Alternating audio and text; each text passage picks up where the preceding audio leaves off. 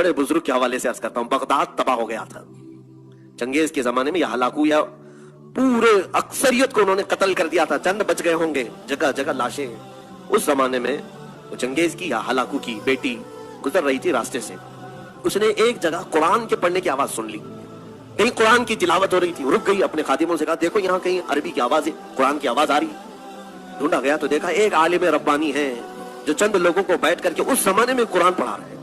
पूरा बगदाद लुट रहा है, कत्ल और गारत गरी आम है और वो कुरान पढ़ा रहे। तो ये खातून जो थी वो जालिम बादशाह की बेटी थी, पूरा उसके बाप ने हिलाक कर दिया था। उसने बुलवाया उस आलिम को, कहा कि इस जमाने में भी तुम कुरान की तिलावत कर रहे हो? कहा मैं हर जमाने में कुरान की तिलावत करता हूँ, पहले भी करता था, अब भी कर रहा हूँ। अच्छा, मैंने तुम्हारे मुतालिक एक बात सुनी है मुसलमानों की, तुम्हारा अकीदा यही है ना कि अल्लाह जो चाहता है वही होता है, अल्लाह जो चाहता है वही होता है। तो उन्होंने कहा बिल्कुल मेरा ईमान है ये, उसके चाहे बगैर कुछ होता भी नहीं है। और तुम्हारा अकीदा यही है कि अल्लाह जिसे चाहता है उसे पावर देता है? उन्होंने कहा बिल्कुल मेरा अकीदा यही है। कहा तो फिर हमारे ऊपर यकीन क्यों नहीं कर लेते कि अल्लाह जो चाहता है वही होता है? तो हमको चाहा है अल्लाह, इसलिए आज हम हुकूमत में हैं।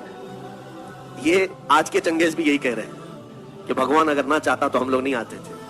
कभी कभार क्यों चाहता है ये भी सुन लो। उस आलिम रब्बानी ने बहुत प्यारा जवाब इरशाद कहा, बिल्कुल तो सही कह रही है। उसको मैं एक मिसाल से बताता हूं।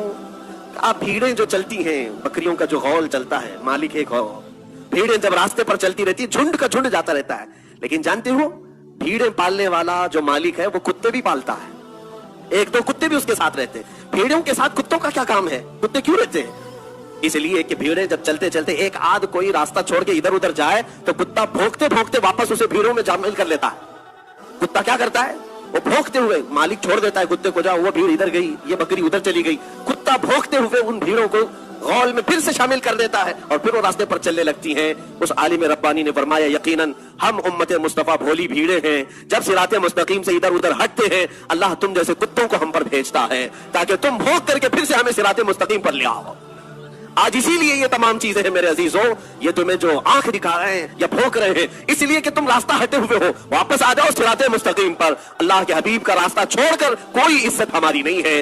उनके जो हम गुलाम थे, खल्क के पेशवा रहे, उनसे फिरे जहां फिरा फिर आई कमी वकार में। उस मौला ने जब ये वादा किया है तुम्हारे लिए, जिसको इकबाल ने यूं कहा कि मोहम्मद से वफा तूने तो हम तेरे हैं, ये जहां चीज है क्या लौहो कलम